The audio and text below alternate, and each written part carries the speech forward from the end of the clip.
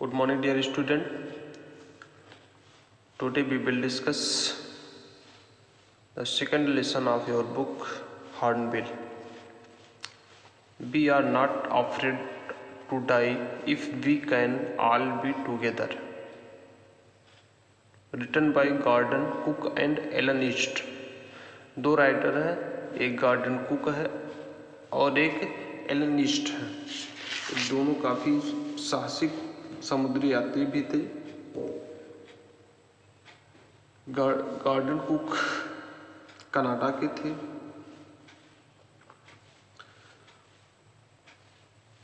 और Alan East Hampshire के थे। ये दोनों अलग अलग जगह के थे। दोनों काफ़ी जो है, ये गॉर्डन कुक ओलंपिक सेलर भी थे। ओलंपिक सेलर मतलब जो समुद्री यात्रा करने वाले लोग होते हैं, ओलंपिक में भाग लेते हैं, ये थे। और ये एलन ईस्ट एक काफ़ी अच्छे ट्रेनर थे जो समुद्री यात्रा करने वाले लोगों को सिखाते थे।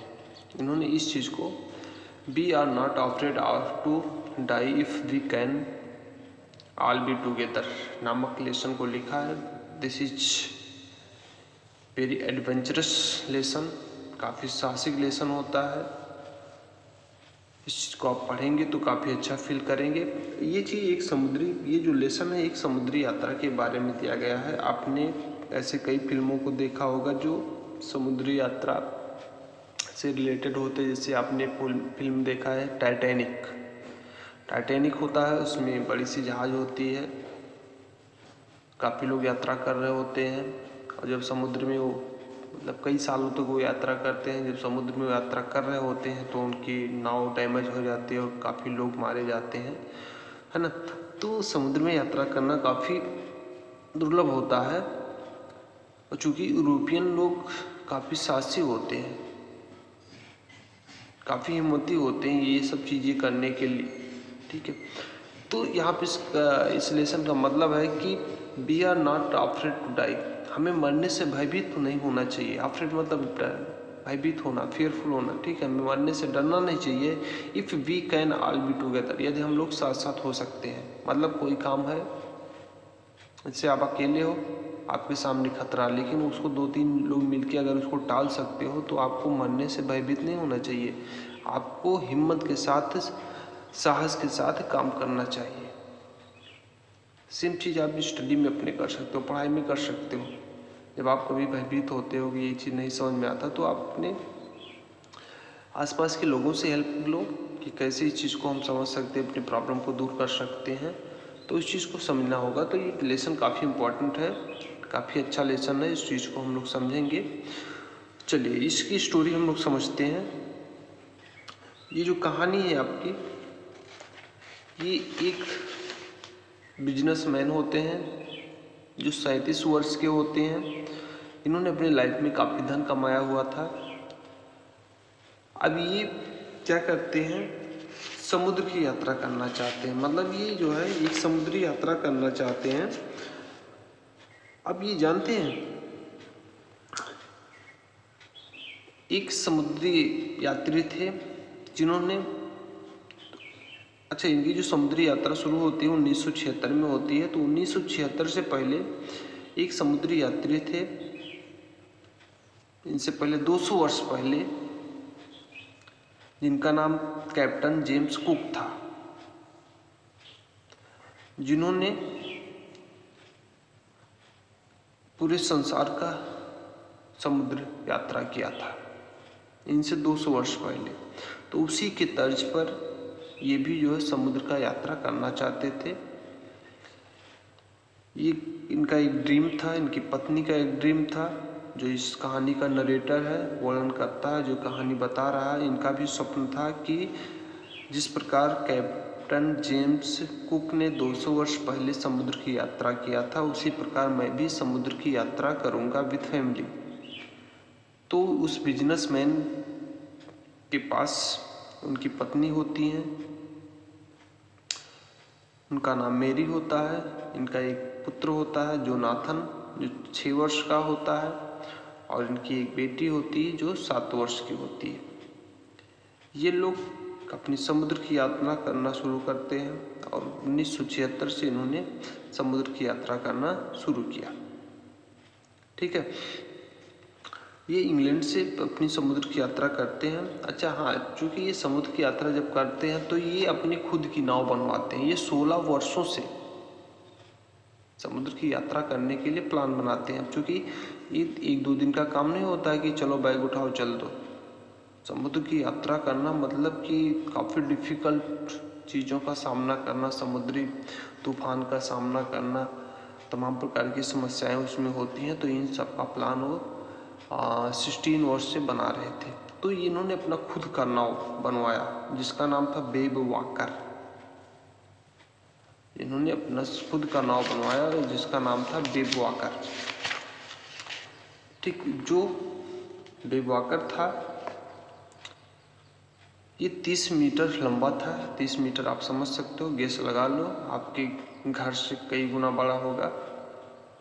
30 टन इसका वेट था और ये पूरी तरह से इसका जो लोअर पार्ट था वो लकड़ी का बना हुआ था। आप नाव देखते हो काफ़ी मतलब भारी भरकम नाव था। अब ये नहीं एक नाव जो छोटी नाव होती है उसको लेके चल दो, ऐसा नहीं, काफ़ी बड़ा नाव था, मतलब कई मंजिला नाव था। ये अपनी समुद्र की यात्रा शुरू करते हैं और इन्होंने अपने प्रथम चरण में लगभग 3 वर्षों में इन्होंने 1 लाख से अधिक का डिस्टेंस कवर किया, 1 लाख से अधिक की दूरी कवर किया और ये जाके साउथ अफ्रीका केप टाउन में पहुंचे। ठीक है, इन्होंने 3 वर्षों की जो अपनी समुद्री यात्रा किया, लगभग 1 लाख से अधिक की दूरी, 1,05,000 शायद दूरी इन्होंने कवर किया 3 वर्षों में और जाके ये केप टाउन साउथ अफ्रीका में पहुंचे। और काफ़ी सुखद इनकी यात्रा, 3 साल की इनकी काफ़ी सुखद यात्रा रहती है। उसमें किसी प्रकार की डैमेजेस की कोई समस्या नहीं होती है। अब ये जब इनसे जब आगे बढ़ना होता है, जब ये साउथर्न ये जो ईस्ट वर्ड की ओर बढ़ते हैं, पूरब की ओर बढ़ते हैं, तो जो समुद्र आता है साउथर्न इंडियन ओशियन, ठीक है, दक्षिणी भारतीय महासागर, जब उस तरफ जाते हैं तो इनको पता है कि उसमें काफ़ी खतरे होते हैं। वो काफ़ी जो है सब मतलब उसमें समुद्री यात्रा करना काफ़ी दुर्लभ होता है। उसमें चूँकि काफ़ी ऊंचे ऊंचे तूफान उठते हैं, काफ़ी लंबी लंबी लहरें उठती हैं, तो उसमें नाव को चलाना काफ़ी दुर्लभ होता है। तो वहाँ पे ये 2 क्रूमैन को लेते हैं, क्रूमैन मतलब 2 हेल्पर को वहाँ पे लेते हैं। जो एक अमेरिकन हेल्पर होता है लैरी विगल्स और एक स्विस हेल्पर होता है हर्ब्स सेगलर, जो उनके हेल्पर होते हैं। अब वहाँ पे इन्होंने हेल्पर क्यों लिया? क्योंकि उनको पता है कि आगे का रास्ता इनके लिए काफ़ी दुर्लभ होता है।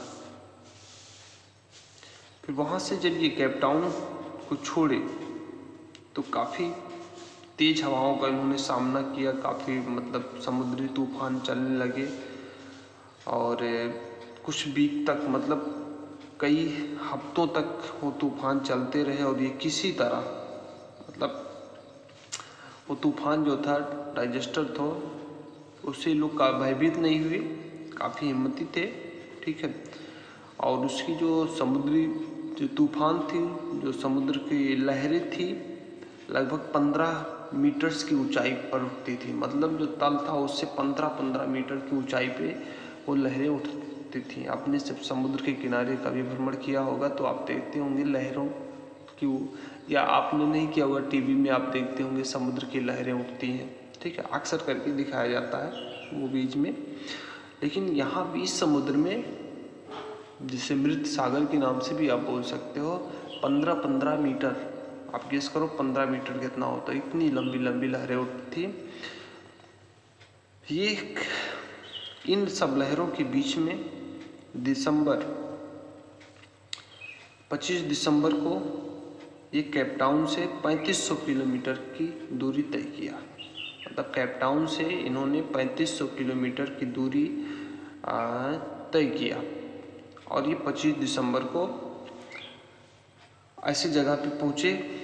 अब चूँकि 25 और उस दिन काफ़ी मौसम ख़राब भी था। अब 25 दिसंबर क्या होता है, 25 दिसंबर डेट यहाँ पे क्यों दिया गया, क्योंकि 25 दिसंबर को क्रिसमस डे होता है। ये क्रिश्चियन लोग थे, तो इन्होंने इन सब प्रॉब्लम्स के बीच में भी अपना क्रिसमस डे मनाया। काफ़ी चैलेंजेज इनके सामने आए, वेदर काफ़ी ख़राब था। इनको लगा कि मौसम शायद हो सकता है चेंज हो जाए, लेकिन मौसम और चेंज मतलब और ख़राब होता गया। ऊंची ऊंची लहरें और उठना शुरू हुए, मौसम काफ़ी ख़राब होता गया। और इन सब के बीच में इन्होंने न्यू ईयर्स भी मनाया, नया साल भी अपना मनाया।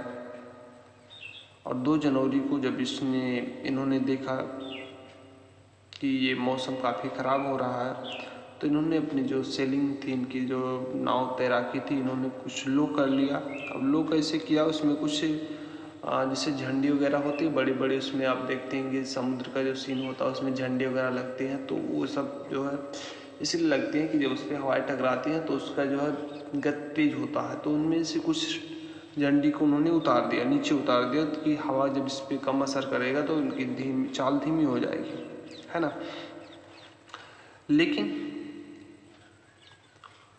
वो तूफान रुकने का नाम नहीं ले रहा था। काफ़ी ऊंची ऊंची तूफानें उठ रही थी,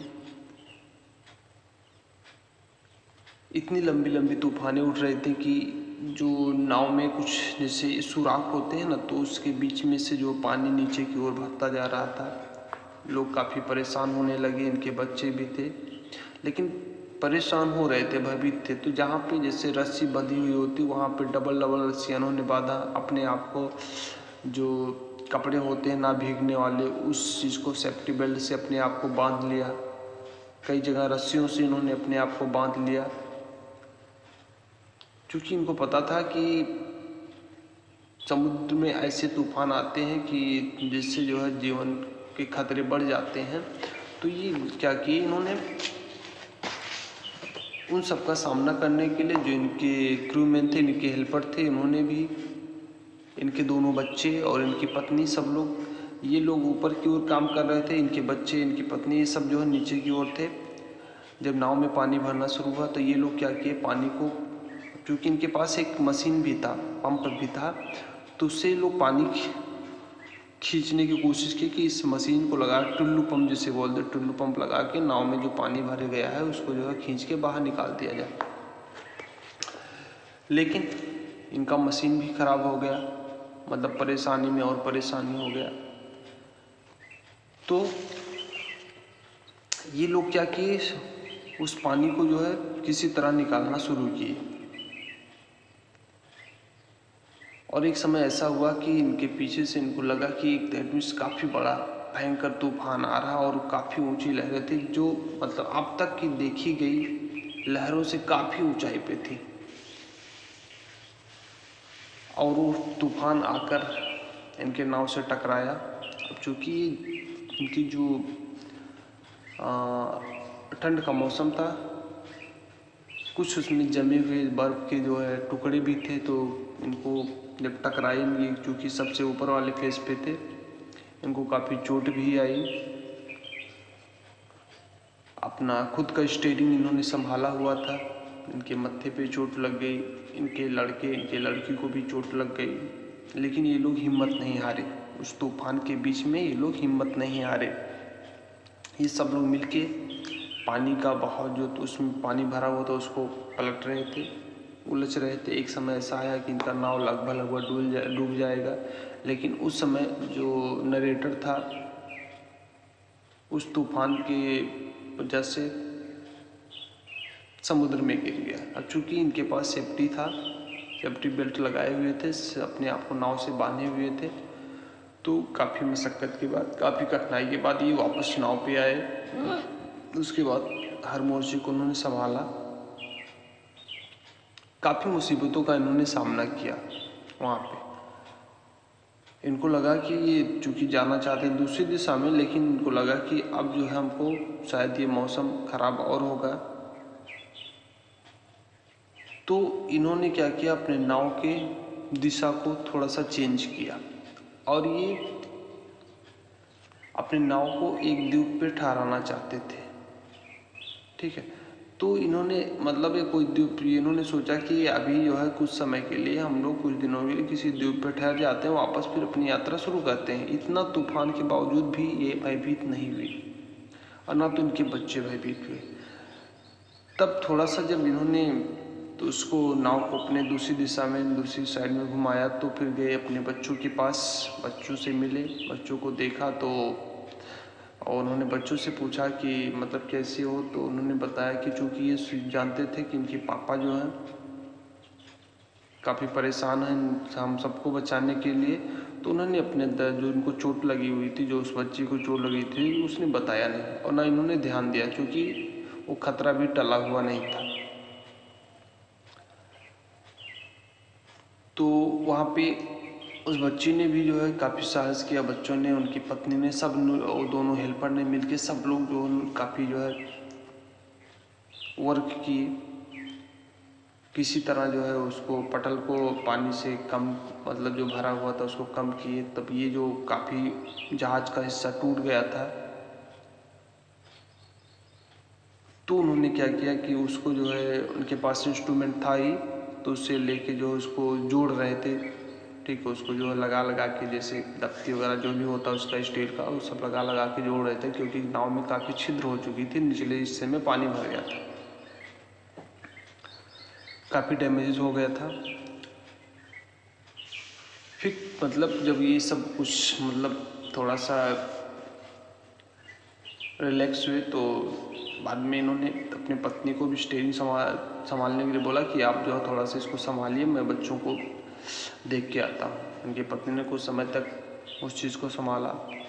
दोनों हेल्पर भी लगे हुए थे, पानी को बाहर निकालने में मदद कर रहे थे, इनके बच्चे भी लगे हुए थे। तो इनके अंदर थोड़ा सा और हिम्मत आया।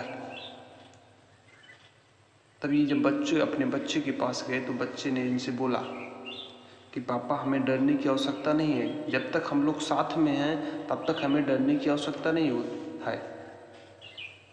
वहीं पर आप सोचिए कि अगर कोई एक व्यक्ति होता तो उस नाव की स्टीयरिंग को संभालता, कि जो नीचे पानी भरा जा रहा था उसको संभालता, या कोई डरपोक होता तो क्या अपने आप को ऊपर रह के बचाता, या उसको पानी को जो लहरें आ रही थी उसमें जो है अपने आप को बचाता। तो उस बच्चे ने यहाँ पे ये वर्ड बोला कि we are not afraid to die, हमें मरने से भयभीत नहीं होना चाहिए। We can all be together, हम लोग साथ साथ हैं, जब तक हम लोग साथ साथ हैं तब तक हमको मरने से डरना नहीं चाहिए।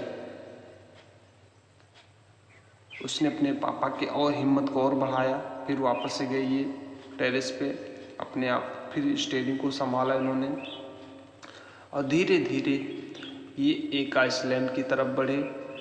अभी वो तूफान ख़त्म नहीं हुआ था। जब ये एक आइसलैंड के तरफ बढ़े, तो अंत में ये एक द्वीप के किनारे पहुंच गए। फिर जब वो पहुंचे तो वहाँ पे सब लोग सुरक्षित पहुंचे, क्योंकि नाव डैमेज हो गया था। तो वहाँ के लोगों ने, स्थानीय लोगों ने इन सब की मदद की और ये लोग बाहर आए। तब वहाँ पे जो है सब लोगों ने उस जहाज़ की जो टूटी फूटी थी उसको मरम्मत किया, और उसके बाद फिर जो है इन्होंने एक खुशहाल पल का अनुभव किया। तो ये होता है कि जब हम लोग लाइफ में कोई अकेले काम करते हैं तो काफ़ी दुर्लभ होता है, लेकिन जब कई लोग मिलके करते हैं तो शायद हम लोग बहुत आसानी से कोई काम कर सकते हैं। तो इस लेसन को हम लोग और विस्तार से पढ़ेंगे। That's it.